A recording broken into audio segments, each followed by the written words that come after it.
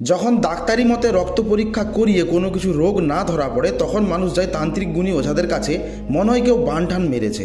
আজকের ভিডিওতে আমি বান কাটানোর একটি এমন মহামন্ত্র দেব যেটি দ্বারা আপনি হিন্দু মুসলিম যে হোক না কেন, যেমন করা বান মারা থাক আপনি সেটা কেটে ফেলতে পারবেন। এই বান মারার হাজারো রকম লক্ষণ হয়। কারো ঘা শুকাচ্ছে না, কারো বিয়ে হচ্ছে না, কেউ বিচ্ছেদ করে রেখেছে, কারো পায়খানা বন্ধ হচ্ছে না, কারো পেচ্ছাপে রক্ত আসছে, কেউ কিছু খেলেই বমি হচ্ছে, কেউ রাস্তাঘাটে ঘুরলে মনে হয় কে যেন তাকে টেনে ধরছে, চিমটি কাটছে, কখনো মচকা লেগে যাচ্ছে, কখনো গলায় খাবার আটকে যাচ্ছে, কিছু খেলে বমি হচ্ছে, মেয়ের বিয়ে দিতে পারছেন না, বাচ্চা রাত্রিবেলা চেঁচিয়ে চেঁচিয়ে কেঁদে ওঠে, বাড়িতে কোনো পশু পাখি টিকছে না, শুধুই মরে যাচ্ছে, বা এমন এমন ভয়ানক রোগ যেটা রোগী বলছে ভীষণ রোগ কিন্তু ডাক্তারি মতো ধরা পড়ছে না। তন্ত্র দ্বারা গণনা করলে সেটি দেখা যায় এবং রোগীর কথা শুনেও বোঝা যায় যে হ্যাঁ কিছু করেছে। তখন আমার দেওয়া এই মন্ত্রের শরণাপন্ন হবেন।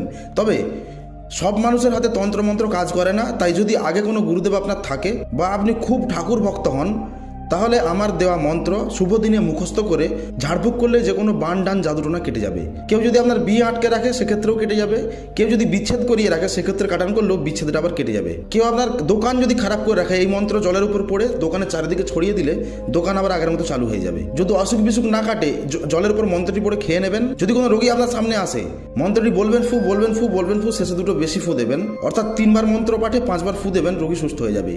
বাচ্চাদের ক্ষেত্রে মায়ের কোলে বাচ্চাকে রেখে, মানে মা আর বাচ্চা একসাথে বসবে, মন্ত্রটি দিয়ে ছাড়বেন। একই নিয়ম 3বার পাঠে 5বার ফু। মন্ত্রটি হচ্ছে: কাটি কাটি বান কাটি সিঙ্গার কাটি 16 সিঙ্গারের ভার কাটি, কে কাটে গুরুর আজ্ঞায় আমি কাটি, কাটি কোটি রে বাপ বড় বীর বাপ নরসিংহের আজ্ঞায় 16 সিঙ্গারের ভার কাটি, কাটি কোটি কেটেছি কাটান যা, কতুরি কতুরি ছেদ কাটি ভেদ কাটি মোড়া কাটি মশান কাটি ডান কাটি যোগিনী কাটি কু কাটি চালান কাটি দে কাটি দেবতা কাটি, কে কাটে গুরুর আজ্ঞায় আমি কাটি, কাটি কোটি রে বাপ বড় বীর বাপ নরসিংহের আজ্ঞায় 16 সিঙ্গারের ভার কাটি, কাটি কোটি কেটেছি কাটান যা, সিঁদুরের টকবক রক্তের ঘর 1600 সিঙ্গারের মুখ ঘামুখে মর।